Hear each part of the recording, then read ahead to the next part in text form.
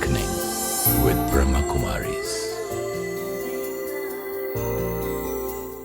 Om Shanti. Awakening with Brahma Kumaris में आज फिर आप सबका स्वागत करते हैं।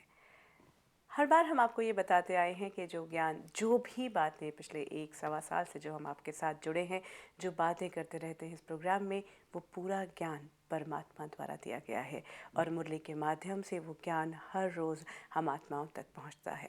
चाहे वो हमारा अपना परिचय हो, चाहे परमात्मा का परिचय, चाहे सृष्टि चक्र का परिचय, और उसके अलावा उस ज्ञान को अपने जीवन में हमने कैसे इम्प्लीमेंट करना है। जीवन की वो सिचुएशंस जो अभी तक बहुत मुश्किल लग रही थी, कुछ बिलीफ सिस्टम्स को लेकर हम चलते जा रहे थे, उनको किस तरह से परिवर्तित करना है, ये पूरा ज्ञान लगातार हमें मिलता है बाबा की मुरली द्वारा। तो इस कार्यक्रम के माध्यम से आज फिर हम मुरली की तरफ बढ़ते हैं, वो मुरली जो परमात्मा स्वयं हम बच्चों को, हम आत्माओं को देते हैं। और इसके बारे में हमें बताने के लिए हमारे साथ हैं सीनियर ब्रह्मा कुमारी सिस्टर शीलू बहन। उनका बहुत बहुत स्वागत करते हैं। ओम शांति। ओम शांति। शीलू बहन, आज मुरली की तरफ एक बार फिर बढ़ते हैं, क्योंकि इतनी प्यार भरी मुरली जो बाबा की होती है, जो हर बार ये एहसास देती है कि हमारा जो लौकिक संसार है उसके साथ साथ अलौकिक संसार का एहसास भी हम इसी वातावरण में रहते हुए ले सकते हैं। जिस जीवन को हम जी रहे हैं उसे प्राप्त कर सकते हैं। तो आज की मुरली की तरफ बढ़ते हैं। तो आज हम बाबा की मुरली सुनते हैं। मुरली का सार है, मीठे बच्चे, तुम्हें अब शांति धाम और सुख धाम जाने का सहारा मिला है। तुम बाप को याद करते करते पावन बन अपने घर चले जाएंगे। तो सुख धाम और शांति धाम, जो अभी तक हम ये कहते थे कि हमें जाना है, हम यहाँ नहीं रहना चाहते, और स्वर्ग की बात करते थे या बियॉन्ड दिस वर्ल्ड की बात करते थे, तो इसलिए उसके लिए याद करते करते पावन बन अपने घर जाना, ये तरीका बाबा बताते हैं।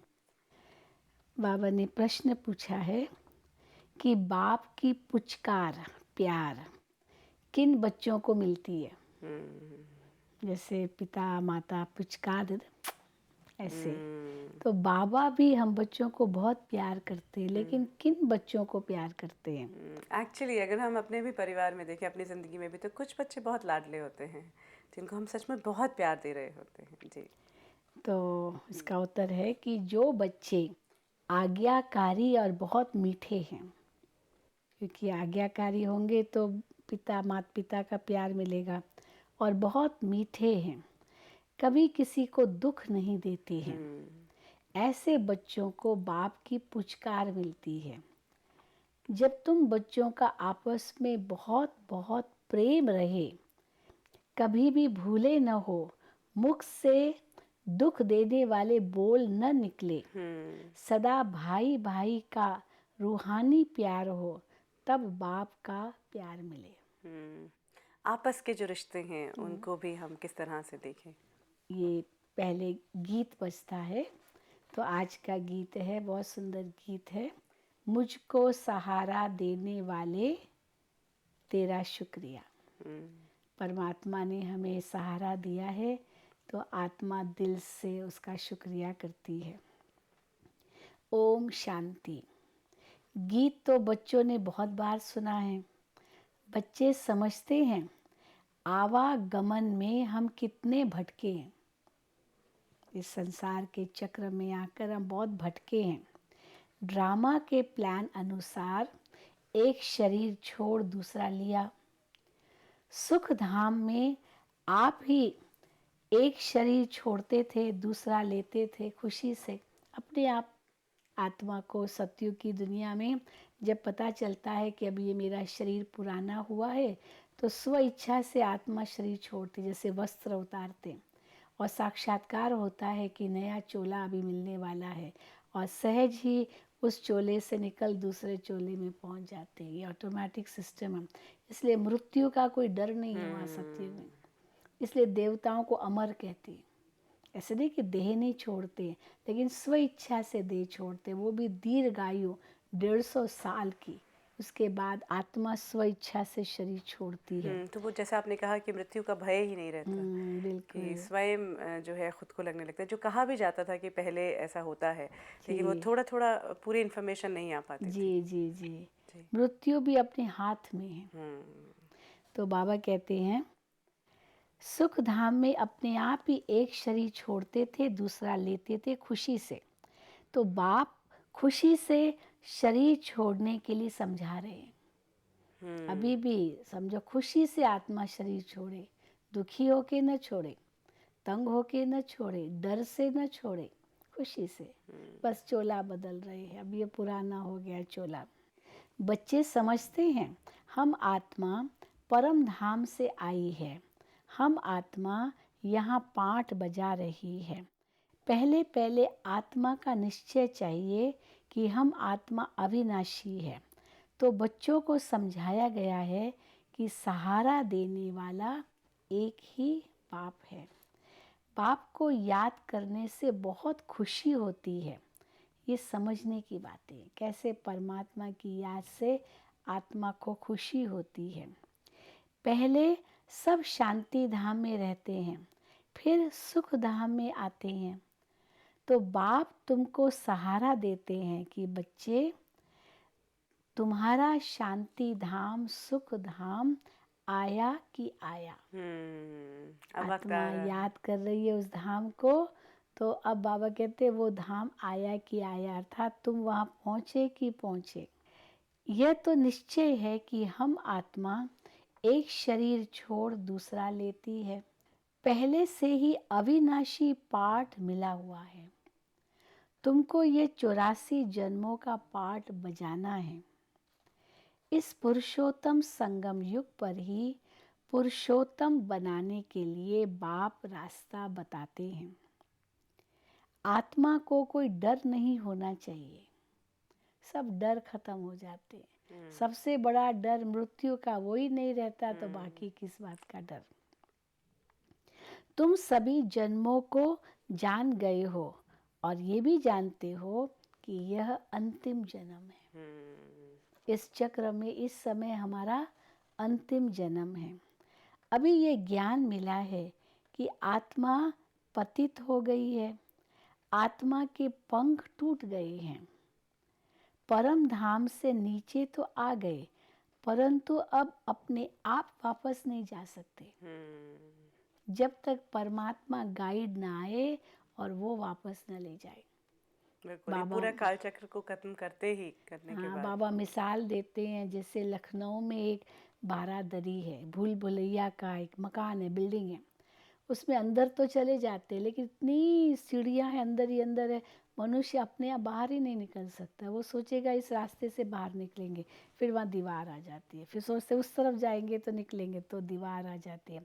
आखिर निकल ही नहीं सकते जब तक गाइड ना आए। वो गाइड को पता है कि कैसे बाहर निकलना होता है। तो परमात्मा कहते आवागमन के चक्कर में तो आ गए, चक्र में तो आए, पर इनसे बाहर कैसे जाना है ये पता नहीं। इसलिए परमात्मा को ही आकर के वापस घर जाने का रास्ता बताना पड़ता है। तो परमात्मा को कहते हैं ये गाइड, उसके पहले लिबरेटर।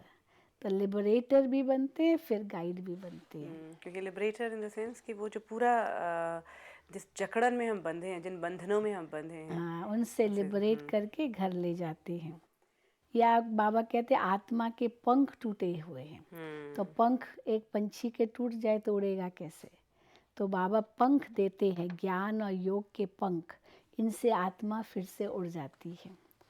बाबा ने अपना परिचय दिया है और अपनी रचना के आदि मध्य अंत का राज भी समझाते हैं कि कैसे आत्मा ही सतो प्रधान, फिर सतो, फिर रजो, फिर तमो प्रधान में आती है। अब फिर आत्म अभिमानी बनना पड़े, तब फिर सतो प्रधान बन सके। आ तो गई सतो प्रधान से तमो प्रधान तक का चक्र लगाया। अभी तमो प्रधान से सतो प्रधान बनने के लिए परमात्मा को याद करना पड़े, आत्मा अभिमानी बनना पड़े, आत्मा को ही पवित्र बनना है। तो बाबा ने समझाया है कि बस मुझ एक को याद करो। खुद याद करते होंगे तो दूसरों को भी कहने से तीर लगेगा। बाबा हमें कहते हैं कि बच्चे, अगर तुम बच्चे बाबा को याद करते होंगे तो तुम औरों को भी कह सकोगे कि परमात्मा को याद करो, परमात्मा को याद करो। अगर हम ही नहीं करेंगे तो हम दूसरों को भी नहीं कह सकेंगे। हम लोग पहले एक ना कुछ लिख लेते थे दीवारों पर, शिव बाबा याद है, शिव बाबा याद है। तो जैसे पढ़ते तो अचानक याद आ ध्यान आ जाता था, जाता था कि हाँ। मुझे शिव बाबा को याद करना है। फिर नेक्स्ट पॉइंट बाबा बताते हैं, इसको विचार सागर मंथन कहा जाता है। ज्ञान का मनन चिंतन करना, इसको कहेंगे विचार सागर मंथन करना। सुबह को विचार सागर मंथन करना अच्छा होता है।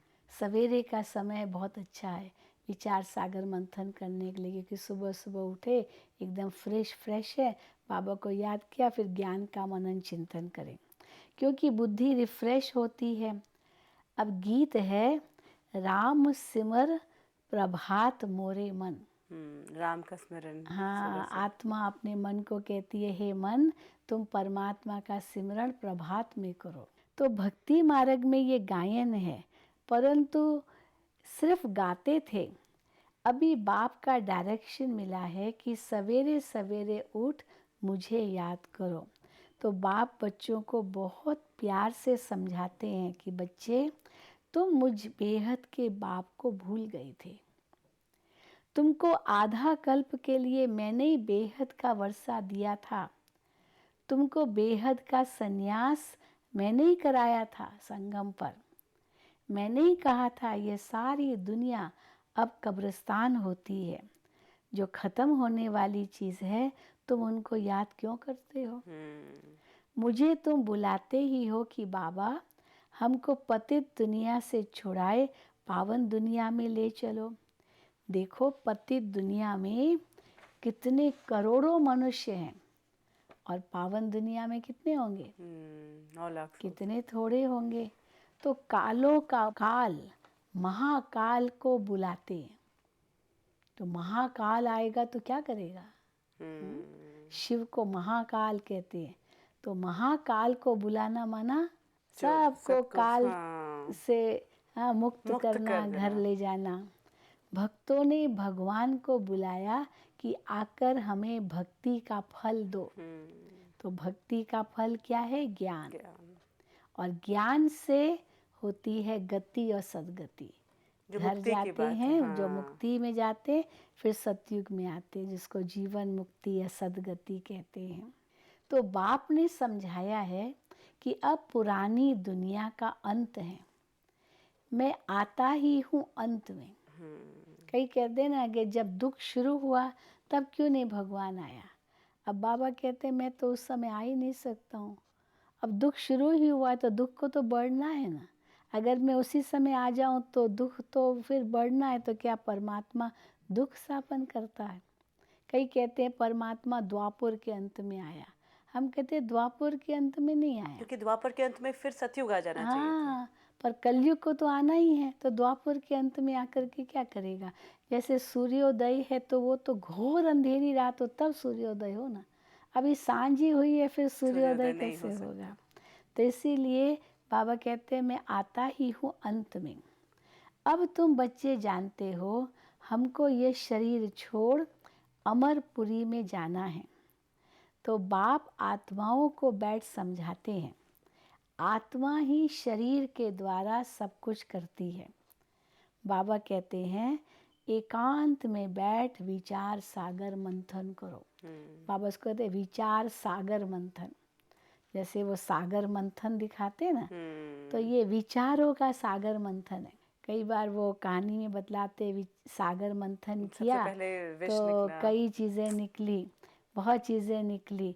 तो अच्छी बातें भी निकली पर विष भी निकला। तो जब श्रेष्ठ विचारों का मंथन करते हैं तो अशुद्ध विचार भी आ जाते हैं। लेकिन डरना नहीं चाहिए, क्योंकि मन तो पुराने विचार लाएगा, पर जब ज्ञान के विचार मन में लाते रहते हैं तो ऑटोमेटिकली वो अशुद्ध खत्म हो जाते हैं। तो बाबा कहते हैं अब तुम बच्चे जानते हो हमको ये शरीर छोड़ अमरपुरी में जाना है। तो बाप आत्माओं को बैठ समझाते हैं आत्मा ही शरीर द्वारा सब कुछ करती है। तो एकांत में बैठ विचार सागर मंथन करो, बाप की महिमा करो, अंदर ही अंदर बाबा की महिमा करो। बाबा आपकी तो कमाल है, आपने हमको क्या से क्या बना दिया। ऐसे ऐसे बाबा से बातें करो। विदेही, हाँ, ऊंचे ते ऊंचा भगवान एक ही है, वो कभी भी अपनी देह नहीं लेते। यहाँ ये बाबा, बहुत इम्पोर्टेंट हो जाती है बात, क्योंकि बाबा स्वयं ये कह रहे हैं, ये जो बात हम हर बार अभी तक कहते आए हैं कि जितनी भी हमने बातें की है शीलू बहन इस पूरे प्रोग्राम में, वो बाबा द्वारा दिया गया ही ज्ञान है। तो आज वही बिल्कुल हमारे हाथ में कागज़ है, तो ये बिल्कुल बाबा द्वारा कही गई बात है और बिल्कुल उन्हीं के शब्दों में आ रही हैं आज कि परमात्मा कभी देह नहीं लेते हैं। अपनी देह नहीं है उनको। जैसे हम आत्माएं गर्भ में प्रवेश करती है, फिर माँ के गर्भ से जन्म लेती है, परमात्मा ऐसे नहीं लेते। बाबा खुद बताते हैं कि मैं साधारण तन में प्रवेश करता हूँ। ये ब्रह्मा अपने जन्मों को नहीं जानता है। तुम भी नहीं जानते थे, वो भी नहीं जानता था। अब इसने मेरे द्वारा जाना है तो तुम भी जान गए हो। तो अब बाबा ने कहा है, अशरीरी भव, मुझे याद करो तो पाप कट जाएंगे और याद की यात्रा पर रहने से कमाई जमा होगी। शिव बाबा की याद को बाबा कहते यात्रा है।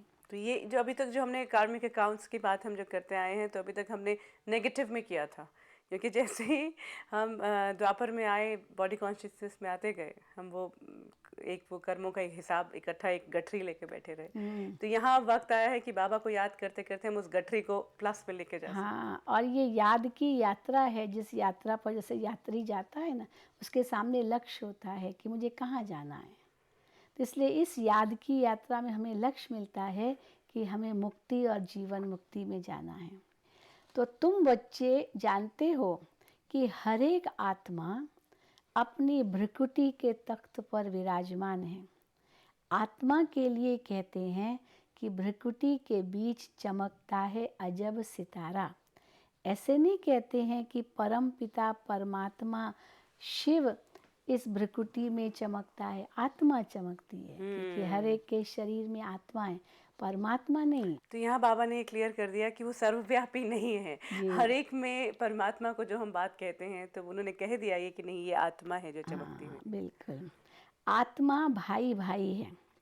इसलिए देखो भारत में क्या कहते हैं, हिंदू मुस्लिम सिख ईसाई सब आपस में भाई भाई। तो किस हिसाब से भाई भाई हैं? आत्मा के नाते से भाई भाई हैं। पॉलिटिकली के हिसाब से कहेंगे भाई सब धर्मों को समान मान्यता है, धर्मनिरपेक्ष है यहाँ। लेकिन स्पिरिचुअली अगर इसका मीनिंग ले तो यही कहेंगे सब आत्माएं हैं, इसीलिए का भाई भाई है। परंतु भाई भाई का अर्थ समझते नहीं। तो भाई भाई होने के नाते तुम्हारा आपस में बहुत प्यार होना चाहिए। तो भगवान अपने बच्चों को कहते हैं कि हे बच्चे, क्योंकि सभी उनके बच्चे हैं, चाहे किसी भी धर्म का हो, सब उसी को याद करते हैं। तो हे बच्चे, आपस में प्यार रखो। क्यों? क्योंकि तुम भाई भाई हैं। फिर यदि कोई उल्टा अक्षर मुख से निकल जाए, कोई गलत काम हो जाए, तो फौरन परमात्मा से माफ़ी भी मांगो। ये भी बाबा कहते हैं, माफ़ी ज़रूर मांगो। जैसे कोई भूल करता है तो कहता है ना, आई एम सॉरी। तो बाबा को सॉरी भी कहो, क्योंकि बाबा के फरमान का उल्लंघन हुआ। अच्छा, उल्लंघन हुआ भी और फिर सॉरी कहा तो बाबा माफ़ भी कर लेते हैं, ऐसे नहीं कि नहीं करते हैं माफ़। फरमान का पालन भी करना है। अगर भूल हुई तो सॉरी कहकर फिर अपने आप को बदल दो। लेकिन बार बार जो हम मिस्टेक्स करते हैं शीलू बहन, यहाँ बहुत क्लियर करना ज़रूरी है। एक बार पहले भी मुरली में हमने जो बात की है कि एक बार मिस्टेक हम कर जाते हैं क्योंकि संस्कारों वश हम हैं या एक प्रोसेस में होते हैं, क्योंकि बिलीफ सिस्टम इतना स्ट्रॉन्ग है कि उसे निकल पाने के लिए में इतना पॉसिबल नहीं है। तो जब गलती हो जाए तो गिल्ट में जाने की बजाय कि अब मुझसे कुछ हो ही नहीं सकता। कई बार ये भी कहते हैं हमारे साथ जो बहुत से दर्शक हैं कि मुझसे योग लगता ही नहीं है, मुझसे वो गुस्सा आ ही जाता है, मैं कुछ भी करता रहूँ, नहीं तो मैं छोड़ ही देता हूँ, मुझसे नहीं होगा। तो वो छोड़ना नहीं है, और वी कैन एक्चुअली अपोलोजाइज, और उसके बाद हम कोशिश ये करें कि दोबारा उसको रिपीट ना हाँ, करें। फिर वो जैसे आपको बताए कि चलो बाबा से माफ़ी मांगी, पर फिर प्रतिज्ञा भी करो कि वो ये व्रत भूल लेने मैं के फिर बाद। से नहीं करूँगा। ये भी बहुत ज़रूरी है। और जब प्रतिज्ञा की, संकल्प किया, तो शक्ति आएगी बाबा की, फिर दोबारा नहीं करेंगे। क्या होता है, हम माफ़ी मांग लेते, जैसे कोई कन्फेस कर ले, हाँ मेरे से भूल हो गई, मुझे माफ़ करो, परंतु फिर साथ में प्रतिज्ञा नहीं करते कि दोबारा नहीं करूँगा, बस इतना ही कह देते ये भूल हो गई।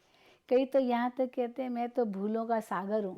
मैं क्या करूं, मुझसे गलती हो जाती है, मेरे तो बस में ही नहीं है, मेरे हाथ में ही नहीं है। कई यहाँ तक इंग्लिश में इससे कहते हैं to err is human, to forgive is divine. तो भगवान मैं तो भूले करता रहूँगा, आप क्षमा करते रहो।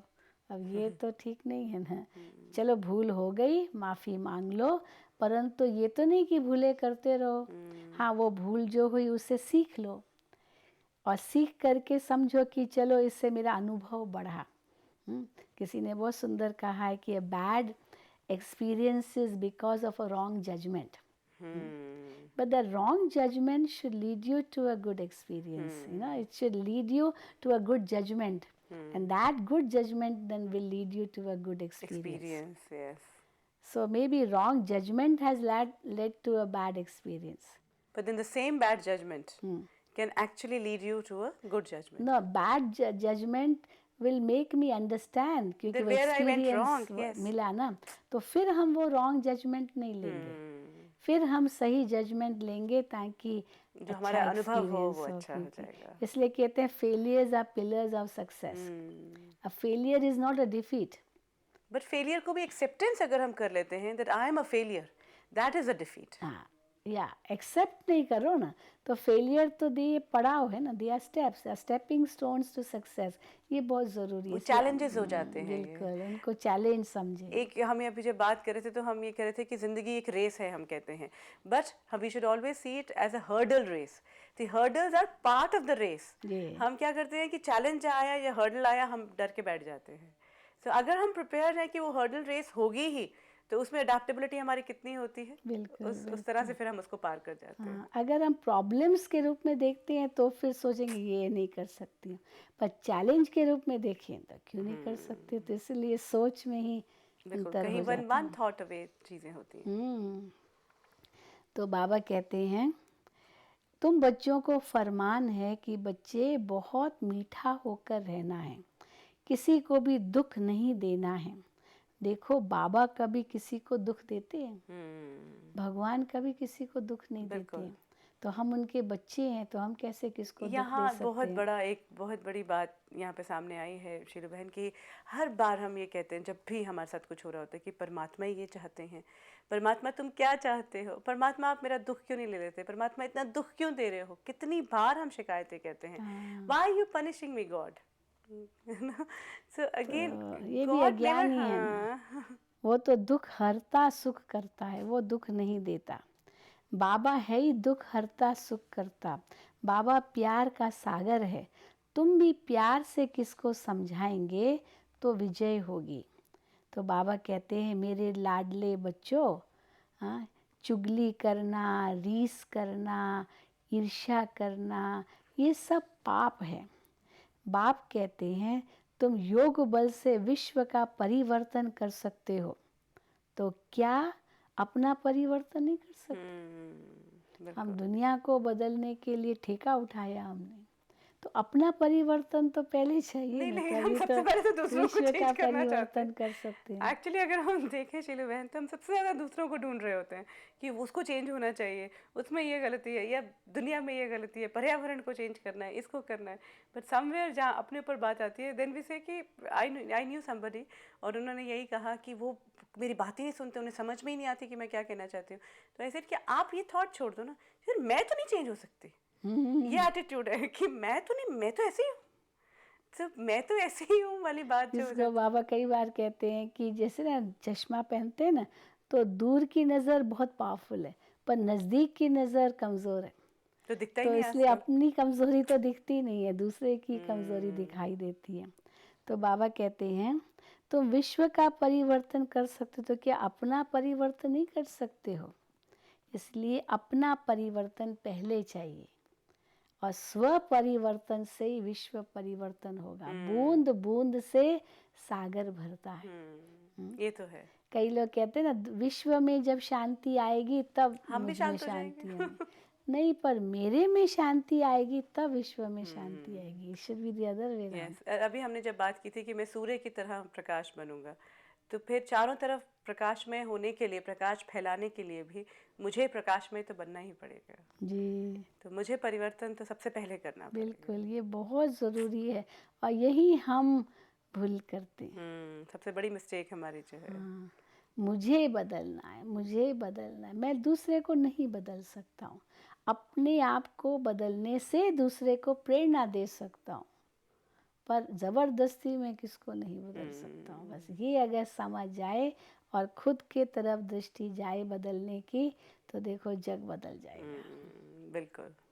ये मुख्य तो बात ये है। बात हमें समझने की बहुत ज़रूरी है। बार बार हम ये बात कहते भी आ रहे हैं, आज बाबा ने स्वयं अपने जो बात ये कही हुई है कि स्व परिवर्तन से ही विश्व परिवर्तन की बात संभव हो सकती है। तो ये बाबा के महावाक्य हैं। अंत में बाबा कहते हैं, अच्छा रूहानी बाप की रूहानी बच्चों को याद प्यार और नमस्ते। फिर बच्चे रिटर्न में कहते हैं रूहानी बच्चों की रूहानी बाप को याद प्यार और नमस्ते। तो हम भगवान को याद प्यार देते हैं और नमस्ते करते हैं। यहाँ अगर हम देखें तो इतना प्यारा सा एक रिश्ता, जो रोज़ का रिश्ता है, जब भी हम अपने बड़ों से मिलते हैं हम उन्हें नमस्कार कहते हैं, तो यहाँ बाबा खुद पहले हमें नमस्ते कहते हैं, उसके बाद बच्चे जो हैं वो उनके नमस्कार का। बाबा कहते हैं कि मैं तो बहुत निरहंकारी हूँ। कई बार बाबा कहते हैं बच्चे तुम तो मेरे से भी ऊंचे हो।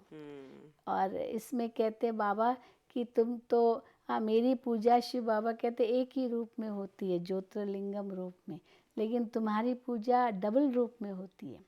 निराकार रूप में भी आत्मा की पूजा होती है तो साकार रूप में भी होती है, तो दोनों रूप में आत्मा की पूजा होती है। इसीलिए आत्मा परमात्मा से भी उस रूप से ऊंची हो गई। तो बाबा हम बच्चों को नमस्ते करते हैं, हमारे आगे झुकते हैं और कहते हैं कि बच्चे आप तो मेरे से भी महान हो।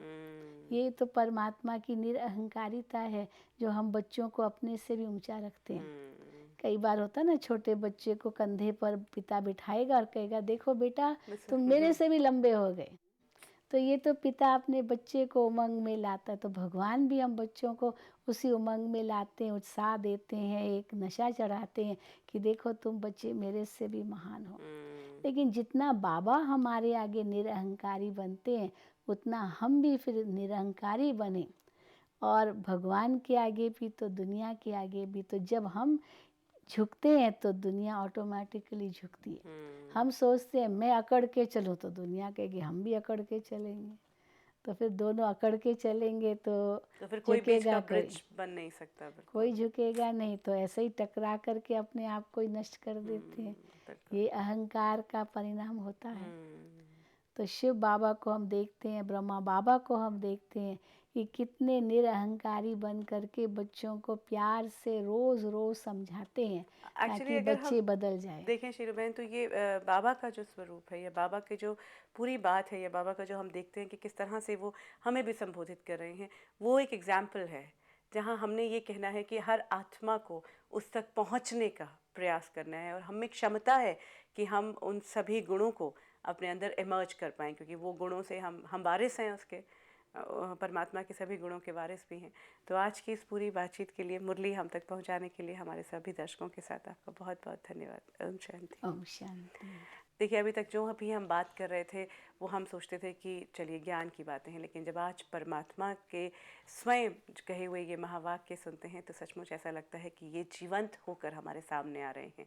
चाहे खुद की पहचान की बात हो, चाहे इस सफ़र पर चलते हुए, पुरुषार्थ करते हुए हमसे मिस्टेक्स हो जाएं, तो बाबा कितने प्यार से हमें इस बात का एहसास देते हैं कि अगर मिस्टेक हो भी जाती है, गलती हो भी जाती है, क्योंकि हम संस्कारों के वश में हैं, हम माया के वश में हैं, हम कहीं ना कहीं अपने बिलीफ सिस्टम के वश में हैं, तो हम अगर माफ़ी मांग लेते हैं, स्वीकार लेते हैं। और जैसे कि आज शीलू बहन ने कहा कि एक बैड एक्सपीरियंस है जजमेंट जो हमारा एक बैड जजमेंट जो है वो बैड एक्सपीरियंस की तरफ लेके जा सकती है, लेकिन वही बैड एक्सपीरियंस हमें बेटर जजमेंट और फिर बेटर एक्सपीरियंस की तरफ ले जाएगा।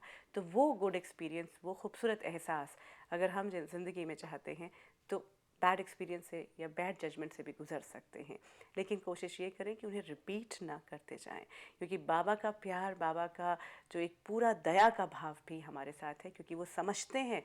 जैसा कि कई बार शीलू बहन आपकी बात में भी आ रहा है कि वो हमें कहते हैं कि आप तो ज़्यादा मुश्किल है आपके लिए, क्योंकि आपको पुरुषार्थ करना है, कितने मुकामों पर आपको लड़ना है, कितने पहलू हैं जहाँ जहाँ आपने फ़ाइट करना है। तो उनके पास हमारे लिए दया का भाव है, लेकिन हमें अपने आप को प्रूव करना है कि हम में वो क्षमता है, हम बाबा के दिखाए हुए इस रास्ते पर चल सकते हैं।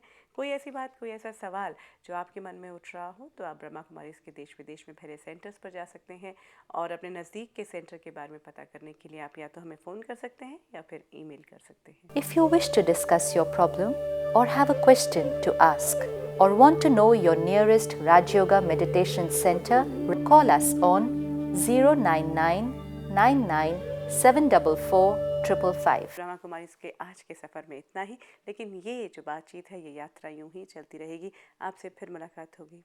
इजाज़त दीजिए। Om Shanti. Om Shanti Om।